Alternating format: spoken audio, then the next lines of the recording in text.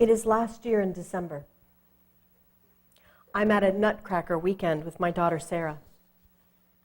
She performs yearly in this professional grade ballet.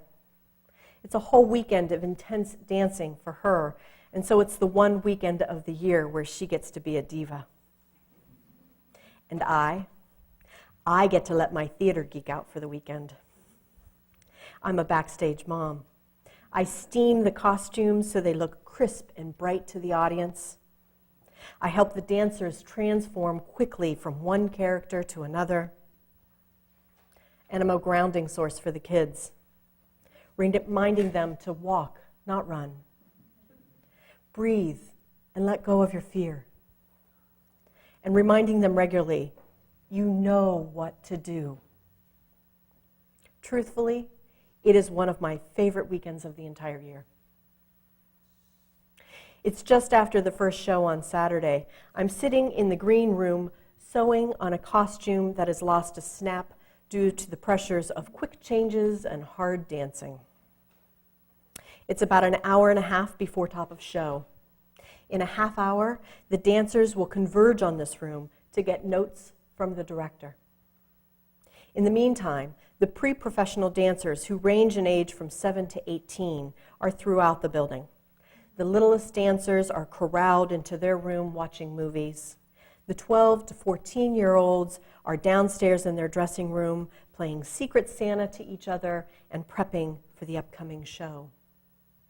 And the oldest girls are ignoring the 12 to 14-year-olds as best as they can, while talking about boys and music and calmly retouching makeup and donning the correct costume. The 10 to 12-year-olds are too excited to be in the dressing room. They are already dressed for top of Act 1. And they're strewn about the seats of the green room like so many unused costumes. They chatter away, reliving the highlights from the first show. Everything is humming along as it should be.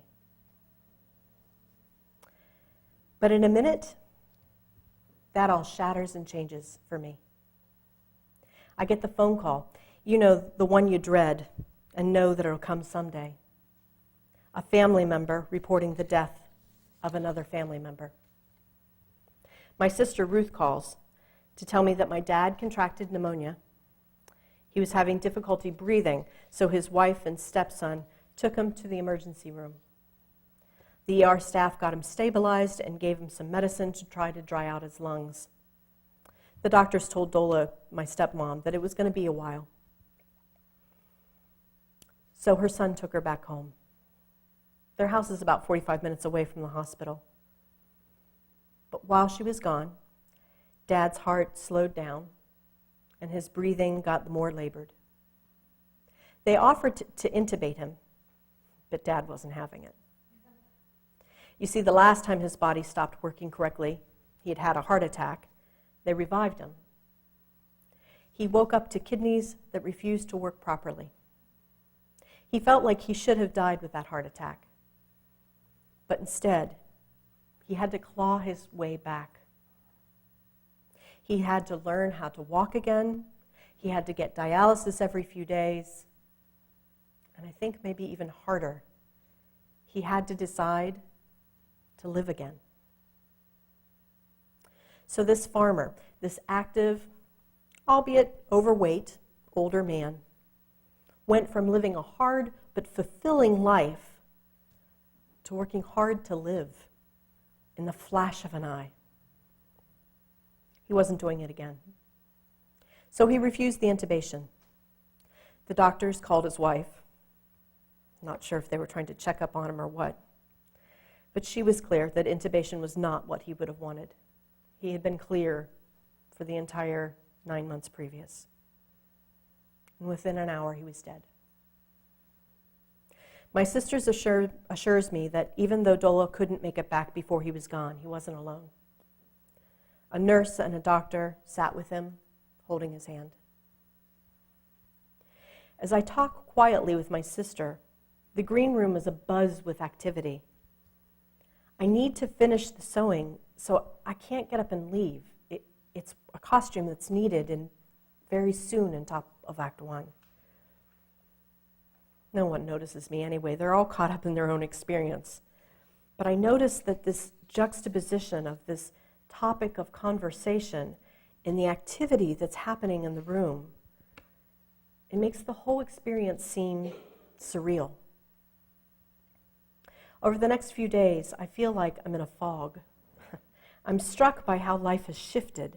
It seems like I was meandering down the pathway of my life, understanding pretty much where I was at, being able to kind of look to either side of the path, and then in the blink of an eye, it all shifted. I haven't fallen down some kind of rabbit hole. I'm still on my path. I just feel like the Thule fog has come up strong and thick, and all of a sudden, I can't see where the next step will take me. I've experienced this kind of fog at other times of my life too. Those moments when I don't know what to do. Most often it has a similar, although perhaps less intense feeling than when hearing of the death of a loved one. But I still have that feeling like I don't know where to step. I can't see the pathway of my life anymore. My guess is that you wouldn't have to look too far to come up with your own scenario where the world starts to fade. And it may or may not involve death. It could be the loneliness you feel at a holiday party. It could be missing family members. It could be reflecting on where your life has gotten you to, or wondering how you've reached this age already. This time of year, it tends to bring out the fog for me. Does it for you? I've been pondering what gets us through this kind of time frame, especially when the fog is so thick you can't see that next step and you don't know what to do.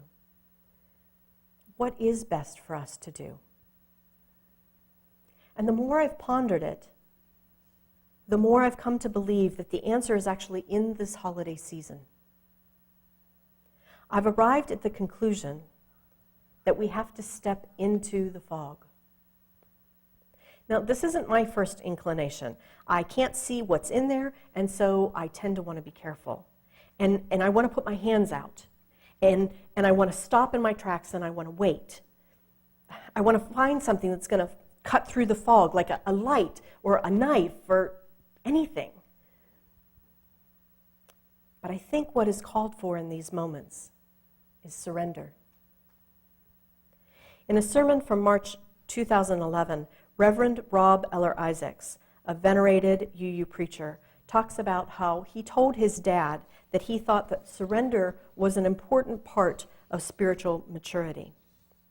His dad discounted the idea right away, having grown up watching Hitler round up people for mass execution. Reverend Eller Isaacs says, "The problem is that in response to their completely understandable fear of mind control, previous generations of religious liberals have cut themselves off from the sustaining power that spiritual surrender can provide." This church, and here Reverend Isaacs is talking about his home church in St. Paul, Minnesota. This church and others like it have enshrined that fear by removing both the concept and the practice of surrender from our spiritual vocabulary. But surrender or submission is an essential aspect of effective spiritual practice. Spiritual maturity requires that we come to understand and to experience that there's a power far beyond our own, a power on which we have no choice but to rely. The only way to come to understand it is to experience it. Through our hesitance and suspicion of surrender, let me say that again. Though our hesitance and suspicion of surrender is well-founded, we hunger for the replenishment and the strengthening of faith that only surrender can bring. I would ask you to try this on for size. You see, it fits for me. It fits for me in dealing with grief. It fits for me in considering this time of year. It is my lived experience of what happens when I reach a space where I just have to trust life. When I just have to trust those around me that I love. When I just have to surrender.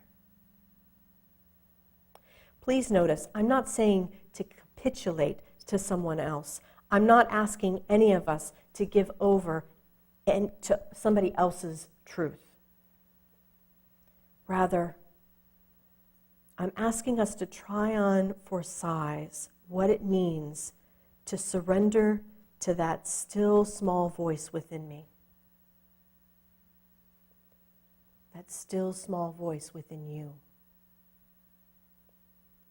As the song that Wendy sang says, I have to fall on my knees and hear the angels' voices. And by so doing, my soul feels its worth. There's something about that song that has always called to me. As many of you know, I was raised to be a conservative Christian, but I just couldn't make that fit with my lived experience. So it always surprises me a little bit how much I love Christmas time. I've tried to try on some other holidays like solstice or Hanukkah, but I just can't beat the feeling I have for Christmas. And as I've been considering this concept of surrender, it dawned on me that surrender is all over the Christmas story. It's in the songs. It's in the hearing of crazy news that Mary hears. Can you imagine? You're pregnant, even though you've never had sex with anyone. And not only that, but you're going to give birth to the Redeemer. I mean, what else can you do but surrender to news like that? It's in the story of Joseph and Mary facing the travel to do their civic duty while Mary is so very pregnant and having to give birth in a manger because there's no other location that will work. Talk about surrender. It's even in the Hanukkah story about the Maccabees attacking the synagogue. What do? You light a candle. For me, it is in the notion that I cannot help but feel that which is larger than me when I consider the birth of a child. It's the crazy reality that this conservative family that I come from could put away all differences of opinion and come together every holiday season. It's that knowing that when I surrender to the universal love that is a part of the season, I touch into that better part of myself. What I notice is that when I do this work, I transform. My faith deepens, as Reverend Eller Isaac says, and I feel replenished. I notice this in others as well. I've sat circle with women as they do deep grief work. You know, that kind of grief work where you wail and it comes from your toes. My job in the circle is to hold the woman who's grieving. What I notice when I hold these women is that they're surrendering to the process. They're dancing with grief. And as they empty themselves to this experience, they're transformed.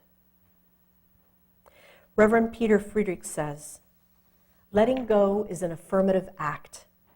It's a choice we make to stop beating our heads against the wall and open ourselves up to another way. It's a point of departure, which means that it's also the moment when something new can begin. I know for me, this past year has been a process in dealing with my grief over the death of my dad. It's been a dance of grief, of being with those moments when I couldn't move, and being with those times when I could remember and be thankful for all the gifts that my father bestowed upon me. And in that dance, when I could surrender to the process, I uncovered some amazing gifts. This letting go allowed me to step forward into a new kind of relationship with my dad. You see, I wasn't sure how he felt about me going to seminary. I don't know that I'll ever really be sure of that, but what I know is that he was proud of me. These days, I look at his picture and I feel him in my very bones. These days, I know that the gifts that both my mom and my dad gave to me, they helped make me who I am. Once a month, I pull a rune. I use it and other divination tools to stay open to the lessons that life presents me. Not long ago, the rune I pulled was surrender. The book, The Healing Runes, says, on the healing journey, surrender means relinquishing control, for in so doing, we acknowledge our readiness to heal. At one point in my life, I was blue about something. I don't remember what it was about, but it was that kind of deep bluesy feeling that we've been speaking of. And I complained to a trusted friend that I couldn't seem to rise above it. My friend paused and looked me directly in the eye and said, but Becky, sometimes we have to sink into that feeling. We have to give over to it. You see, when we do that, it allows us to sink all the way to the bottom. And then we can push off. Dear ones, when you find the Thule fog coming upon you thick, such that you can't find your next step, consider stepping into the fog.